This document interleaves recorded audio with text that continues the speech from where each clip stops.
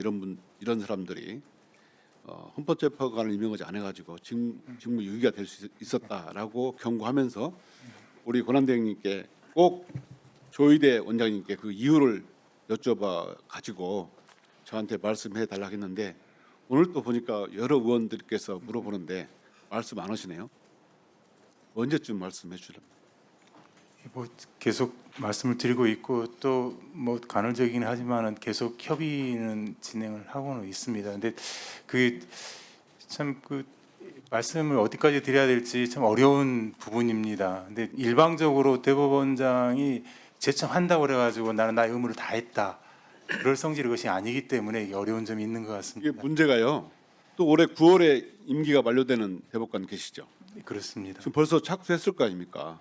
예, 지금 그 임명 동의자들에 관해서 지금 천거를 이미 받아서 추천위원회를 위한 준비를 하고 있습니다. 그럼 지금 보도처럼 저 청건 후임도 만일에 대통령실과 의견 조율이 안 되면 그렇게 계속 속된 말로 개길 겁니까? 그런 일이 생겨서는 안 될 것이라고 생각합니다. 그리고 처장님은 권한대행이 지금 하지만 여기 오실 때 분명한 입장을 가지고 오셔야 됩니다. 예, 처장님은 법원을 대표해서 오시는 분 아니에요? 예, 그렇게. 그러니까 다음부터 저 몇 번째 말씀드리는 거예요. 예, 저도 그 부분 참, 김용민 의원도 말씀하셨지만 예, 권한을 가지고 오셔야죠. 예, 송구스럽게 생각합니다. 꼭 그렇게 확인하셔가지고 예, 다음에 오실 때는 그 이유를 말씀 주셔야 돼요. 예, 알겠습니다. 법무장관님, 네네. 윤석열 잘 있습니까? 뭐 그냥 통상적인 뭐 성인처럼 그 생활하고 있는 걸로 알고 있습니다. 뭐 독방이니 뭐 방을 3개 쓰니 이런 말도 있었는데 전혀 사실 아닙니다. 그 사실 네, 아닙니까? 예. 윤석열 영치금 현황은 개인정보입니까? 뭐 외부적으로 공개한다 거에 대해서 제가 정확한 판단은 지금 못 하겠습니다. 네. 제가 그 영치금 현황 윤석열이 작년 7월부터 10월까지 109일간 6억 5,700만 원이 영치금으로 들어왔고 그 교도소에 관련된 분들이 180차례를 출금했고 그 후에 이제 2026년 4월까지 보니까 그 후에 또 6억 원이 더 들어와 가지고 총 12억 원이 입금됐습니다. 그리고 인출 횟수가 358회. 이거 인출하려면 교정공무원이 인출해 주는 거죠, 대신. 네네. 아니 아니 지금 내란 수개가 재판을 받고 있는데 대통령 월급이 2억 얼마인데 4배, 5배의 영치금이 들어왔어요. 그럼 국민들이 뭐라 하냐면 정치 후원금 받는 거냐 이런 비판을 하고 있잖아요. 그러면 대통령보다 더 월급을 더 많이 받고 또 재판도 이렇게 후원금 받아갖고 하면 국민들이 어떻게 생각하겠습니까? 더군다나 지금 장관님께서는 확실하게 방 하나 쓴다고 했다고 하지만 국민들이 여전히 또 특별대우 받는 거 아닌가 의심을 하고 있어요. 이런 부분에 대해서 영치금도 투명하게 공개하십시오. 네, 알겠습니다. 공무원들이 인출해 주는 거잖아요. 그럼 국민들이 세금으로 윤석열 후원금을 이렇게 관리해주고 있는데 이 부분도 투명하게 공개해가지고 지금 7월 달까지 얼마가 들어왔는데 얼마 인출해졌다. 의원님께 좀 저희가 보고를 드리도록 하겠습니다. 예, 그렇게 해주십시오. 장관님, 보안사건 폐지는 이제 국회도 폐지하겠다, 정부도 폐지하겠다 했습니다. 그렇죠. 네, 정부의 뭐 공식 입장 발표됐습니다. 그러니까 확정된 원칙인데 제가 법무부나에 물어보면 보안사건이 폐지된 형사소송법 이 확정 안 됐으니까 10월 2일 날 출범하는 공소청 중수청이 출범이 준비가 지금 미진하다, 잘 안 되고 있다 이런 말을 많이 합니다. 그 중수청 공수청의 출범 관련해서는요. 저희 그 성소법과는 관계없이 지금 준비단들이 구성돼 갖고 여러 가지 실질적인 준비들 하고 있습니다. 네. 예, 1분만 더 주십시오. 2분. 저한테 맡기셨습니까? 아니 예, 2분 더 주십시오. 이 보안사건 관련해서 이게 일부 제가 준비단을 만들어서 준비하고 있는 거 알고 있는데요. 보고를 받거나 또는 얘기를 들어보면 형사법 개정이 안 돼서 지금 이게 지연되고 있다. 그 말이 맞는 게 뭐냐면 실질적으로 검찰은 수사권을 전제로 인력과 조직이 돼 있지 않습니까? 그러면 형사소송법이 개정되어야 실무적인 시행령을 만든다든가 조직 인력을 어떻게 배치한다든가 이거 할 수 있기 때문에 이 중수청, 공소청 이 설립 작업이 상당 부분 이 형사소송법에 의존돼 있다 이렇게 하고 있습니다. 그러면 제가 10월 2일에 만일에 공소청, 중수청만 출범하고 형사소송법이 개정되지 않으면 어떻게 됩니까? 정상적인 운영이 불가능한 상황 아니겠습니까? 근데. 아니 저희들이 이제 검찰 개혁의 요체는 중수청, 공소청을 분리하는 것이고 정상적으로 출범해야 맞죠. 네, 만일에 10월 2일 날 그게 출범하지 못하면 어떻게 되는 겁니까? 큰 혼란이 오겠죠. 근데. 그러면 중수청, 공수처만 출범하고 형사소송법이 개정되지 않으면 어떻게 됩니까? 그 정상적인 수사 절차가 운영되기 어렵지 않겠습니까? 그래요? 이게 형사사법의 큰 혼란은 물론이고요. 또 국민들께서 이런 걱정을 하는 분이 계세요. 공소청이 됐지만 여전히 기존의 수사권을 가지고 수사할 것이다. 근데 의원님 이미 그 잘 뭐 검찰에 오래 계셨으니까 아시겠지만 이미 검찰이 일부 그 합동수사본부 외에는 그 다른 그 인지 수사를 거의 안 하고 있는 상황입니다. 사실. 네. 제가 말씀드리는 것은 국민들의 우려를 말씀드리는 겁니다. 네네. 국민들께서 공소청이 돼서도 계속 직접 수사권하고 그다음 기소권을 가지고 또 정치 수사를 하는 거 아니냐. 직접 수사는 아예 불가능합니다. 그렇게 해서 내년 되면 내년까지 미뤄서 결국 검찰 개혁을 저지하려는 거 아니냐. 이런 우려가 많이 있습니다. 여기에 대해 말씀 좀 해주시죠. 의원님 이재명 정부가 이제 1년 지났습니다. 앞으로 4년 남았습니다. 그리고 뭐 집권 지금 강한 검찰 개혁 추진하는 민주당이 다수당입니다. 앞으로 향후 뭐 1년 반 정도 남았지만은 그렇게 검찰에서 그런 의도를 갖고 개혁을 저지할 순서는 없다고 생각합니다. 네. 저희들도 어쨌든 국회 논의 과정에 적극 참여하고 또 그런 방향이 잘 될 수 있도록 노력을 하겠습니다. 네. 예, 수고하셨습니다. 또 토론하실 분 계십니까? 없으십니까? 예, 그러면 제가 조금 질문하도록 하겠습니다. 헌법재판소 사무처장님, 네, 사무처장입니다. 예, 헌재에서 지금 재판소원 진행하고 계시죠? 네, 그렇습니다. 예, 학생 학폭 사건 관련해서 권경혜 변호사 사건 아시죠? 네, 알고 있습니다. 피해 유족이 재판 소원을 냈습니다. 네, 그렇죠? 예, 슬픈 사연이었어요. 네, 알고 있습니다. 그런데 이거 기각하셨습니까? 각하하셨습니까? 예, 그렇게 알고 있습니다. 권경의 피해 유족이 낸 재판 소원, 우리가 재판 소원법을 만들어서 아프고 힘든 사람의 이야기를 헌법적으로 기본권이 보장되지 않은 사람들의 이야기를 들어주라고 했는데 왜 어떤 이유로 재판 소원을 각하하셨습니까? 제가 사안을 구체적으로 검토하지 않아서 그 각하 사유를 제가 자세히 말씀드리기는 어렵습니다. 제가 좀 더 살펴보고 따로 보고를 드려도 된다면 그렇게 하도록 하겠습니다. 아이가 학교 폭력을 당해서 학교 폭력 피해자 유족입니다. 네, 네, 아이가 학교 폭력 피해를 받아 세상을 떠났죠. 그 유족이 소송 대리인으로 권경혜 변호사를 네, 선임했지만 네, 네, 이 사람이 재판 불출석, 네, 시간 놓치고 이래서 예, 아예 그렇습니다. 패소가 됐어요. 네, 네, 재판 받을 권리를 네, 네, 이 아이의 유족은 재판 받을 권리를 빼앗긴 겁니다. 네. 기본권이. 그래서 목소리를 낼 수 있는 곳이 유일해서 헌법재판소를 찾았는데 재판 소원 사건이 얼마나 들어옵니까? 예, 지금까지 1,315건이 접수되었고 그중 12건이 전원재판부로 회부되었습니다. 그런데 이 사람들은 최소한의 그 기본권이라도 찾고자 소원을 내는데 이렇게 사회적 이슈가 된 것은 잘 살펴보셔야 한다고 생각합니다. 네, 알겠습니다. 다시 한번 모시고 네, 네. 각하의 사유가 무엇이었는지 그렇지 않고도 받아들일 부분이 없는지 살펴보셨으면 좋겠고 1,300여 건은 어떤 건이 들어왔고 그중에 어떤 건이 재판 소원으로 들어왔는지 자료를 정리해서 보여주시고 각 의원들에게 다 제공해 주시면 좋겠습니다. 네, 알겠습니다. 예, 그리고 아픈 사람의 이야기를 제발 더 들어주십시오. 그래서 재판소원법 만든 거 아닙니까? 네, 벌써 이제 귀찮아지신 건 아닙니까? 아닙니다. 재판부에 전달하도록 하겠습니다. 많은 사람들이 늦는다고 귀찮아지신 건 아닙니까? 전혀 아닙니다. 예. 그렇지 않기를 바랍니다. 네. 예. 다음에 우리 국방부 차관님께 질문하겠습니다. 네. 장관님이 안 계세요? 네. 예, 광주 이번에 대통령께서 내신 3대 메가 프로젝트 대체 불가 대한민국 저희 사실 깜짝 놀랐습니다. 1조가 온다 그래도 저희 지역의 면목선 도시철도 1조 800억짜리인데 20년 걸려서 제가 예따를 통과시켰는데요. 그것도 서울에서 4군데 중에 저희만 통과될 정도예요.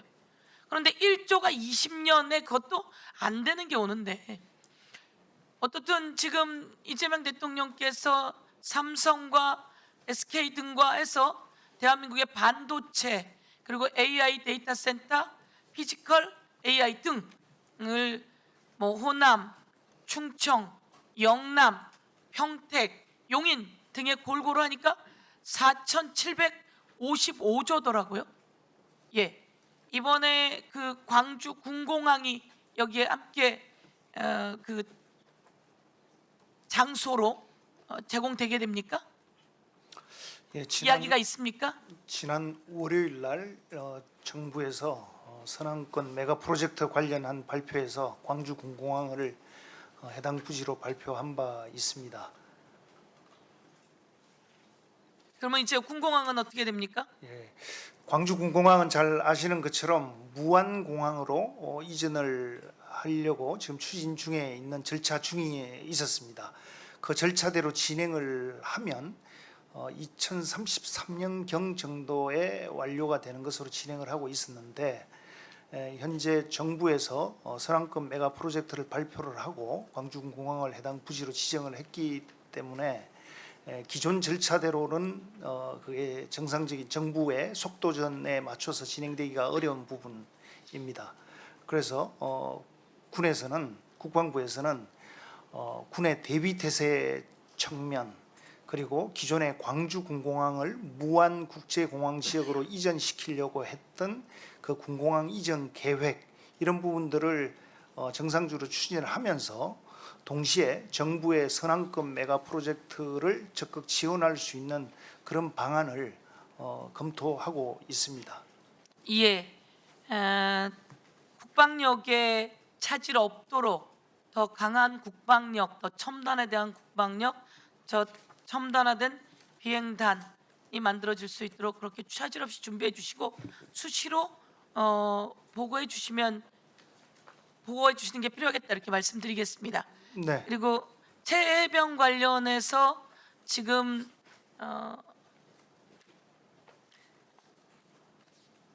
처벌받은 군사 관계자들이 있습니까?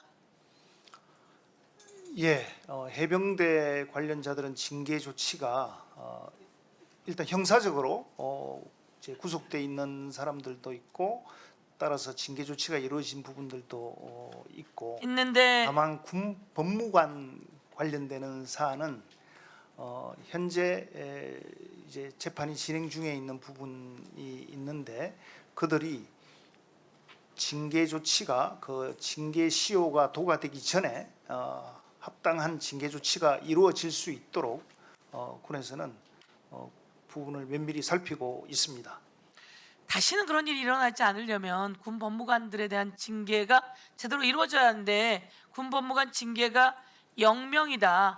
최병 이제 3주기가 되고 이재명 정부가 들어오고 저희가 여기서 어마어마하게 질의하고 문제 제기해 왔음에도 불구하고 군 법무관 처벌이 0명이다라고 하는 부분은 다시 한번 지적하면서 빠르게 잘못된 것은 징계해 나가 주기를 강력하게 요청드리겠습니다. 네, 알겠습니다. 그럼 예. 빈틈없이 하겠습니다. 예, 이렇게 오늘 여러 토론이 있었습니다. 그리고 오늘은 국회 하반기 그 법사위가 진행돼 나가는 과정입니다. 윤석열 정권이 처벌받고 윤석열은 감옥에 있고 그 과정 속에서 금방 국방부 차관과도 이야기를 했지만 드론을 띄워서 대한민국의 전쟁까지 주도하려고 했던 자들이고 그리고 우리랑 여기서 질의를 주고받던 박성재 법무부 장관은 징역 25년 또 우리랑 질의를 주고받았던 김용현 국방부 장관은 무기징역 아닙니까? 저희들 그때 생생합니다. 평양에 드론이 떴다고 해서 저희가 김용현 장관에게 빨리 나가서 대책을 세우라고 우리가 중지까지 해주면서 국정감사 기간이었나요? 그러면서 내보내서 대책을 세우라고 했더니 나가서 우연히 만났더니 대책을 세우지 않고 자신들끼리 모여가지고 다른 이야기를 하고 있더라고요. 그때 그들은 벌써 계엄을 준비하고 있었고 2023년부터 준비하고 있었던 거 아니겠습니까? 그리고 지금 심우정 대검 검찰청장이 그 안에 문건이 발견됐다는 거 아닙니까? 검사 그 PC에서 그 문건은 비상계엄 치하의 재판과 재판 관할과 수사는 바로 어디로 넘어가는가 이런 것과 관련한 문건이었는데 그 문건에 관한 내용은 법원이 12월 3일 날 논의했던 내용하고 똑같아요. 비상계엄이 생기면 재판 관할이 형사 군 재판으로 넘어간다. 그쵸, 기우정 처장님? 저 그 부분에 대해서 제가 자세히 알지 못합니다. 여기 나와서 그 천대엽 법원행정처장이 답변했습니다. 그날 무슨 이야기했습니까? 라고 했더니 비상계엄이 성공하면 우리 재판 관할은 군 재판으로 넘어가는 것에 대해서 논의했습니다. 라고 이 자리에 와서 이야기했었거든요. 그것과 대검의 심우정 검찰총장 산하 컴퓨터에서 나온 문건이 똑같은 내용이거든요. 저는 이로부터 자유롭지 못하다고 생각하고 종합특검이 잘 더 수사해 줄 것을 오늘 이 자리를 빌어서 말씀드립니다. 더 이상 토론하실 의원님 안 계시면 토론을 종결하도록 하겠습니다. 그러면 하반기 국회 법사위가 시작되었는데 저희들은 이제 업무 보고도 진행해 나갈 것이고 금요일부터 소위를 진행해 나가게 될 것입니다. 우리 그 장관님들께서 하반기 가고 간단히 한 말씀씩 하고 정리를 하고자 합니다. 오동훈 처장님. 네, 그 법사위원장님도 새로 오시고 또 조직이 새로 꾸려졌는데 또 이 기회로 우리 공수처는 또 본연의 역할에 충실하고 있는지 자문하면서 더 열심히 일을 해 나가겠습니다. 기우종 처장님. 위원장님 말씀드릴 기회를 주셔서 감사합니다. 충실한 법안 심리가 될 수 있도록 제 행정처에서 할 수 있는 걸 다 하도록 하겠습니다. 감사합니다. 감사원장님 하셔야 될 일이 이번에 많으신 것 같습니다. 선관위 관련해서도.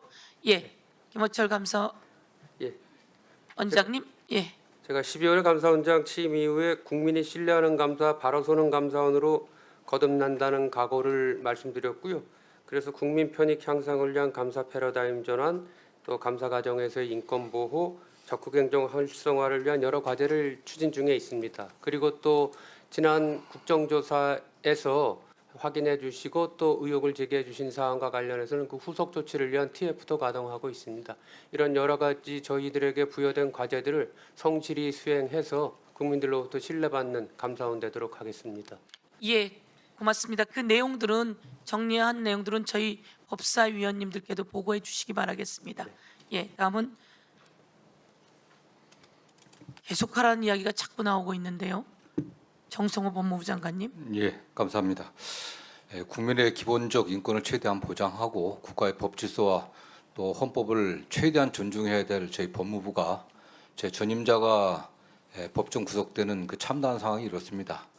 이게 남의 일로 생각하지 않고 정말 깊이 저희 법무부는 반성하면서 국민의 인권을 최대한 존중하면서 계엄으로 인한 국가적 혼란 상태가 빠른 시일 내에 극복될 수 있도록 최대한 협조하고 노력하겠습니다. 처절한 반성과 국민의 인권 보호하겠다는 사명을 다시 저희들이 다지면서 더 분발하도록 하겠습니다. 손인혁 헌법재판소 사무처장님. 존경하는 위원장님과 여러 위원님들의 헌법재판소에 대한 관심과 애정 그리고 소중한 의견들을 적극적으로 반영해서 헌법재판소를 잘 운영하도록 하겠습니다. 감사합니다. 이두희 국방부 차관님. 존경하는 위원장님과 위원님 여러분들께서 잘 지도해 주시는 대로 저희 국방부는 완전한 내란 척결 그리고 산적한 개혁 과제들이 있습니다. 사관학교 교육 개혁 문제, 방첩사를 비롯한 군 정보기관의 개혁 문제, 전작권 회복 문제, 그리고 처우 개선 등 떨어진 일선 하급 간부들의 사기를 진작해야 되는 문제, AI 드론 등 시대에 맞는 첨단 국방으로 전환해야 되는 문제 등 산적한 개혁 과제들이 앞에 놓여 있습니다. 그 가운데 예산적 뒷받침도 있지만 법적인 뒷받침도 많이 필요한 부분이 있습니다. 법사위원장님과 위원님 여러분들의 적극적인 성원과 지원을 부탁드리겠습니다. 감사합니다. 예, 수고하셨습니다. 마지막으로 이채원 양 유족 관련한 말씀 중에 가해자의 아버지 장윤기의 아버지가 경찰임에도 불구하고 형사처벌 대상에서 제외될 수 있다는 내용이 있었습니다. 경찰이기 때문에 경찰이 범죄에 가담했기 때문에 저는 충분히 형사처벌 대상이 될 수 있다고 생각하고요. 이런 데서 부족한 부분들이 저희가 또한 법적으로 형사처벌 될 수 있게 만들고 또한 법적으로도 보완해 나가도록 하겠습니다.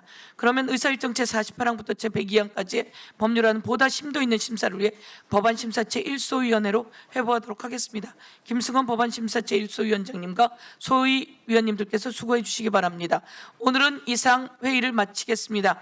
위원님들 수고 많으셨습니다. 기관장님들과 관계 공무원 여러분들께서도 수고하셨습니다.